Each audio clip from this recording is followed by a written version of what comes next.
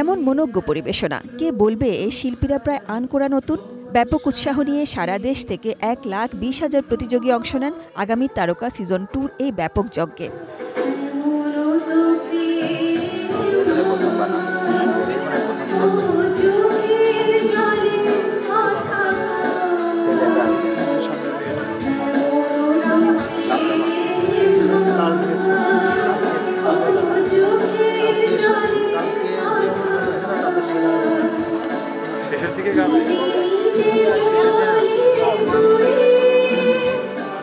বাঘা বাঘা বিচারকদের বিচার বিশ্লেষণে গত 2 বছর ধরে নানাভাবে যাচাই বাছাই শেষে চূড়ান্ত পর্বে এলেন 20 প্রতিযোগী। তাদের মধ্য থেকে ফাইনালে বিজয়ী হলেন নাচে 5 জন এবং গানে 5 জন, অর্থাৎ মোট 10 জন। আয়োজক ও সংশ্লিষ্টরা এটাই চেয়েছিলেন, গুণীদের খুঁজে পাওয়া। অনেক চড়াই উতরা পার হয়ে, চড়াই উতরা বলতে আসলে মাঝখানে অনেক কিছু আমাদের বাধা এসেছিল, বিশেষ করে স্পন্সর, তারপর অন্যান্য অনেকগুলো পরীক্ষা, এগুলো মিলে আজকে শেষ হলো। এই জন্য ধন্যবাদ জানাই আমার সঙ্গে যারা সহযোগিতা করেছেন এবং এটিএন বাংলার এই যে বিশাল টিম, এখানে কিন্তু ছোট একটি টিম না, বিশাল একটি টিম এই যজ্ঞকে সুন্দর করে আপনাদের সামনে তুলে ধরছে। আমার শুধু দাবি থাকবে সবার পক্ষ থেকে, যেহেতু চেয়ারম্যান মহোদয়কে আমি পেয়েছি আমার সামনে, আমি তার কাছে রিকোয়েস্ট করব সমস্ত পার্টিসিপেন্টদের হয়ে যে এটিএন বাংলায় নিয়মিত এই নতুন শিল্পীদের জন্য একটা অনুষ্ঠান থাকবে। আমরা আপনাদের এই যে আজকে যারা বের হয়ে আসবেন, যারা ফাইনালিস্ট হবেন, যারা ফার্স্ট সেকেন্ড থার্ড হবেন, তাদেরকে কিভাবে প্রমোট করা যায় সেখানে আমাদের মাননীয় চেয়ারম্যান মহোদয় আছেন, উনি সবসময় আমাদেরকে দিক নির্দেশনা দিয়ে থাকেন।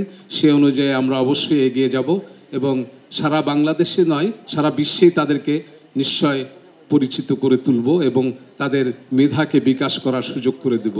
আমার কাছে মনে হয়েছে 20 জনই অনেক বেশি যোগ্য, এত ট্যালেন্ট, তারা এত ভালো ভালো পারফরমেন্স করেছে।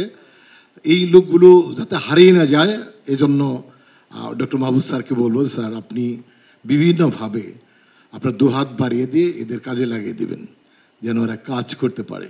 তোমরা যারা পাশ করে আসবে, বিজয়ী হবে, তোমাদের কাছে একটা অনুরোধ করতে চাই, কারণ অনেক তারকা কিন্তু নিয়ে আসে, খ্যাতিও পায়, আবার কেন যেন তা হারিয়ে যায়।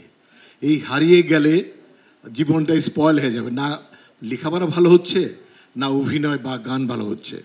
এটার পেছনে আরেকটা কারণ আছে, সেটা হলো যারা বিজয়ী হয়, বিজয়ের শুরুতেই মেয়েদের একটা বয়ফ্রেন্ড অথবা ছেলেদের একটা গার্লফ্রেন্ড থাকে, যারা অন্তরায় হয়, বাধাগ্রস্ত করে, কাজ করতে প্রতিবন্ধকতা সৃষ্টি করে, বিধায় খুব একটা বেশি এগিয়ে যেতে পারে না। আমি একদম নিজের চোখেই দেখেছি। স্পন্সর অর্থাৎ আর্থিক পৃষ্ঠপোষকতায় যারা সহযোগিতা করেছেন তারাও আনন্দিত ও আশাবাদী এমন আয়োজনে অংশ নিয়ে। শুধু ভাইরাল হয়ে কেউ বেশি দিন ধরে রাখতে পারে না। শিল্প ও শিল্পের কদরটা বরাবরই করে আসছেন এটিএন নিউজ এবং ATN Bangla chairman doctor Mahfuzur Rahman. এমন আয়োজনের মূল পরিকল্পনা এবং পৃষ্ঠপোষকতা তারই। বিভিন্ন সময় শিল্পী সংকট দেখে এমন উদ্যোগগুলো নিতে শুরু করেন তিনি এবং এভাবেই পাওয়া গেছে অনেক গুণী শিল্পী। সিনিয়র শিল্পীরাও যেন হারিয়ে না যান সে ব্যাপারে আন্তরিকতার কথা জানালেন আবারও। ঈদের আগে কোনো শিল্পী খুঁজে পাই না, নাটক করতে পাই না, এবং সিজন টাইমে এখন গানের শিল্পী খুঁজে পাই না, এবং এক একজনদের ডিমান্ড করে, মানে চিন্তা করতে পারবেন না।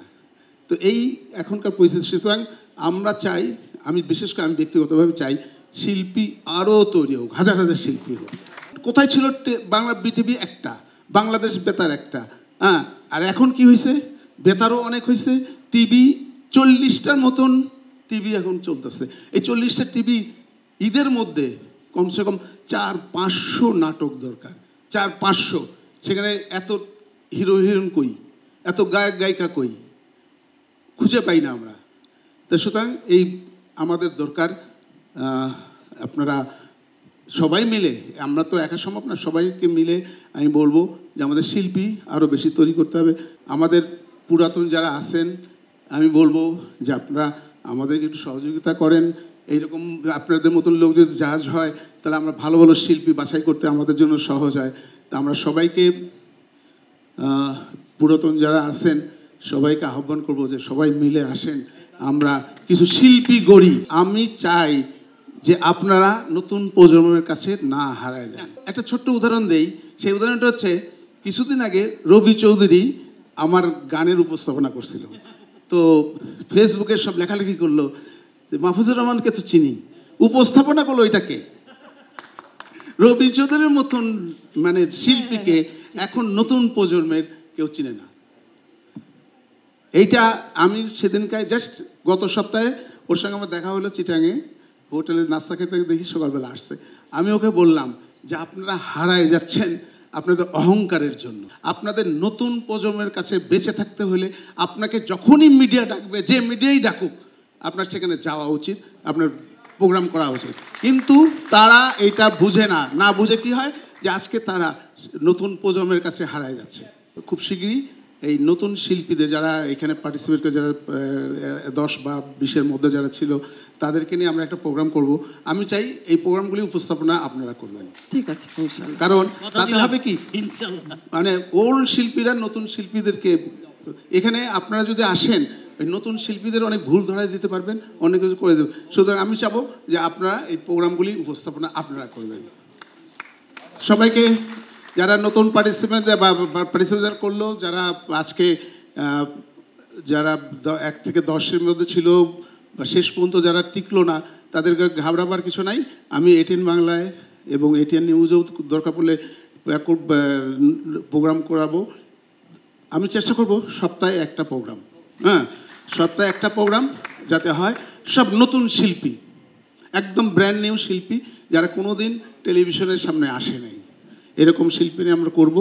এমন আয়োজনে ডক্টর মাহফুজুর রহমান থাকা মানেই দর্শক শ্রোতার কাছ থেকে গানের অনুরোধ।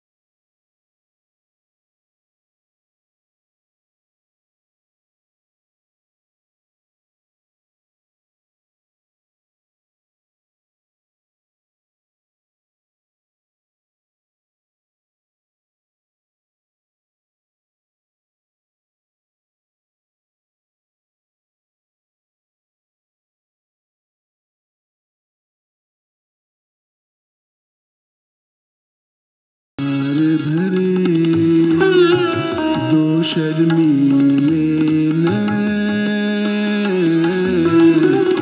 जिनसे मिला मेरे दिल को चैन कोई जाने ना क्यों मुझसे शर्माए कैसे मुझे तर पाए प्यार भरे दो शर्मीले আগামী তারকা সিজন 1 নামে এই প্রতিযোগিতা শুরু হয় করোনাকালে অনলাইনে। তাতে বেশ সাড়া পড়ে এবং পরের আয়োজনও জনপ্রিয়তা পায়। আগামী তারকা সিজন 2 2 দিন ব্যাপী এই ফাইনাল রাউন্ড দেখা যাবে আগামী সপ্তাহ থেকে মোট 5 পর্বে ATN বাংলায়। মন ভেঙেছো কিছু বলিনি, ব্যথা দিয়েছো কিছু বলিনি, প্রতিদিন শুনি আমি যার তার কাছে তুমি আমায় করছো অপমান। বেঈমান বেঈমান তুমি বিশ্ব বেঈমান বেঈমান বেঈমান তুমি বিশ্ব বেঈমান। হৃদয় মাঝে যত সুর বাজে সবই তোমায় ঘিরে, হাতটি ধরে আপন করে থেকো মনে নিরে, যেদিকে তাকাই তোমাকেই পাই এ চোখের ঘোর কাটে না। Sajida Sweety, ATN news, Dhaka. তোমার ছাড়া এক মুহূর্ত বাঁচতে পারবো না, তোমার ছাড়া এক মুহূর্ত বাঁচতে পারবো না, তোমার ছাড়া এক মুহূর্ত বাঁচতে পারবো না, তোমার ছাড়া এক মুহূর্ত বাঁচতে পারবো না।